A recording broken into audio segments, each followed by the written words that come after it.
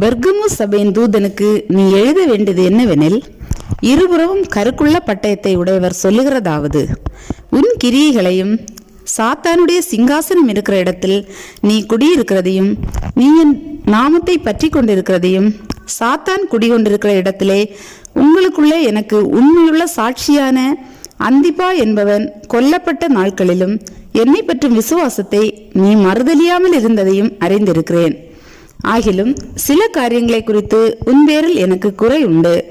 விக்கிரகங்களுக்கு படைத்தவைகளை புசிப்பதற்கும் வேசித்தனம் பண்ணுவதற்கும் ஏதுவான இடரலை இஸ்ரவேல் புத்திரர் முன்பாக போடும்படி பாலாக் என்பவனுக்கு போதனை செய்த பிலேயாமுடைய போதகத்தை கை கொள்ளுகிறவர்கள் உன்னிடத்தில் உண்டு.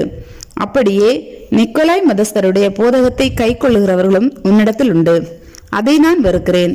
நீ மனம் திரும்பு, இல்லாவிட்டால் நான் சீக்கிரமாய் உன்னிடத்தில் வந்து என் வாயின் பட்டயத்தால் அவர்களோட யுத்தம் பண்ணுவேன்.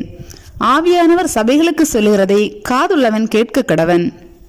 ஜெயங்கொள்ளுகிறவனுக்கு நான் மறைவான மன்னாவை புசிக்க கொடுத்து அவனுக்கு வெண்மையான குறிக்கல்லையும் அந்த கல்லின் மேல் எழுதப்பட்டதும் அதை பெறுகிறவனே என்று வேறொருவனும் அறியக்கூடாததுமாகிய புதிய நாமத்தையும் கொடுப்பேன் என்றெழுது.